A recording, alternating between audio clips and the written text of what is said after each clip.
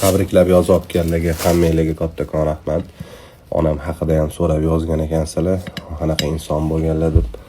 Onam mard inson bo'lganlar. Onam hech kimga g'iybat qildirmaganlar. Onam kirgan joyda g'iybat tugagan. Xoh u jigarlari bo'lsin, xoh u boshqa bo'lsin.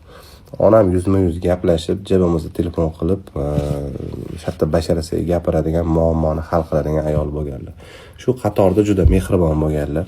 Eshikni taqillatib kelgan odamni qo'lini bo'sh qaytarmaganlar. Yana bitta xislatlari bo'lgan.